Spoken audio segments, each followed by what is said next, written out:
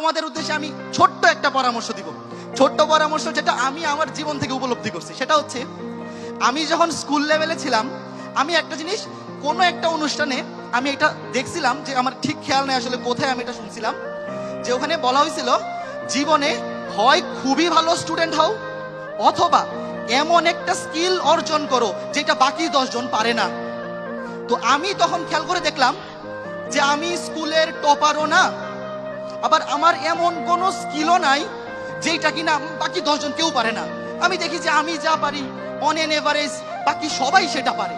তাহলে আমি যেহেতু অনেক পরেও টপার বলতে ফার্স্ট সেকেন্ড থার্ডে ঢুকতে পারতেছি না, বাট এরকম কোনো স্কিলও নাই যেটা কেউ পারে না, আমি যা পারি সবাই পারে, তাইলে আমার মধ্যে স্পেশাল কি থাকবে? তখন থেকে আমি একটা জিনিস আইডেন্টিফাই করলাম, সেটা হচ্ছে টাইমিং। টাইমিংটা কি? যেমন সকাল 5:30টায় আমরা যখন স্কুলে পড়তাম, শীতকালে সকাল ওই যে ফজরের নামাজের পরে 5:45 বা 6টা, এই টাইমে আমাদের প্রাইভেট থাকতো। তো আমি দেখতাম বেশিরভাগ স্টুডেন্ট দেরি করে আসে, 6টায় প্রাইভেট আসে 6:30টায়, 6:20-এ, 6:25-এ, ইনফ্যাক্ট স্যারও আসতে আসতে হয়তো 10-15 মিনিট লেট হয়ে যায়। তখন আমি চিন্তা করলাম, ঠিক টাইমে কোনো কাজে পৌঁছাইতে পারা, এই কাজটা যদি আমি করতে পারি, অন্য 10 জন এমনি এই জিনিস পারবে না।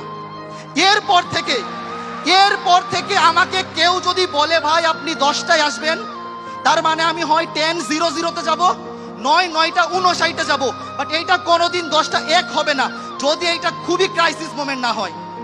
যেমন স্কুলে থাকতে এই জিনিসটা যদি কেউ অর্জন করতে পারো, তুমি বিলো এভারেজ মানুষ হও, যে কোনো কাজে তুমি যদি টাইমিং পাংচুয়ালিটি রাখতে পারো, তোমাকে মানুষ খুঁজে নিবে, তোমাকে চাকরি বলো যে কোনো জায়গায় তোমাকে খুঁজে নিবে।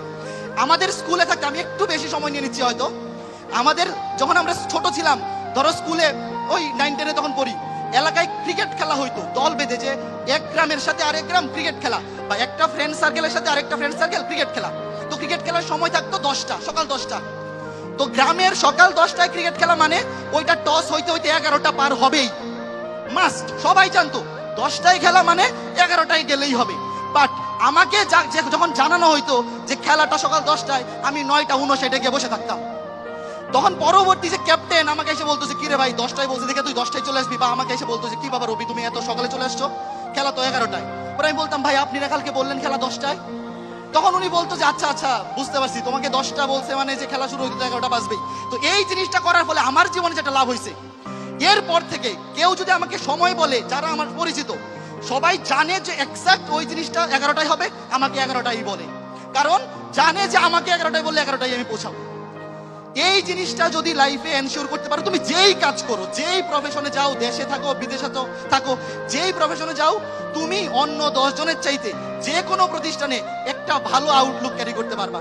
আরেকটা জিনিস আমি লাস্টে বলবো, তোমরা যখন ইউনিভার্সিটিতে উঠবা, মানে উঠে তো গেছোই, ভর্তি হয়ে গেছে হয়তো, যখন ফাইনাল ইয়ারে উঠবা, ফাইনাল ইয়ারে একটা থিসিস করতে হয়, হয়তো শুনছো থিসিস। তো থিসিসটা কেমন?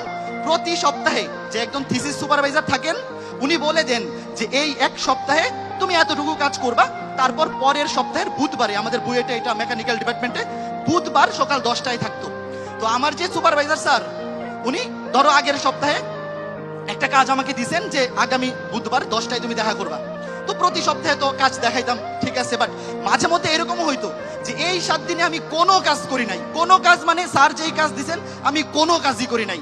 তাও মানে অন্যরা কি করতো, যে এই সপ্তাহে কোনো কাজ করি নাই, তাহলে 2 সপ্তাহের কাজটা একসাথে করে একসাথে স্যারকে দেখাবো।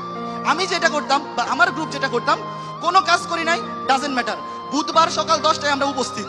স্যার আমাদেরকে জিজ্ঞেস করতেন তোমরা গত সপ্তাহে কি করছো, আমরা বলতাম স্যার আমরা কিছুই করতে পারি নাই। স্যার জিজ্ঞেস করতেন তাহলে আসছো কেন, দেখা করতে আসছো কেন, আমরা বলতাম স্যার আজকে শিডিউল টাইম ছিল, এই জন্য আপনাকে আমরা জানাইতে আসছি যে আমরা কিছুই করি নাই। এই জিনিসটা আপনি জেনে রাখলেন, পরের সপ্তাহে আমরা বাকি এক সপ্তাহ সহ কাজটা করে ফেলবো স্যার।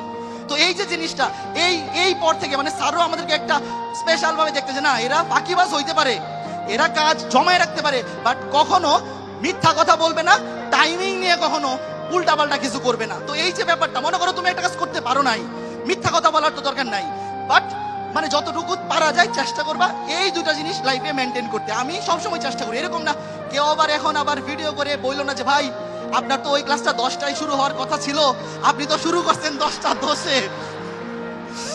মানে এইগুলা তুমি যত মেনটেন করতে চাও, কিছু না কিছু খুঁত থাকবেই। বাট তোমরা এখানে যারা গোল্ডেন পিপল আছো, গোল্ডেনের উপরে প্লাটিনাম, তার উপরে যা আছে সেই পিপল তোমরা।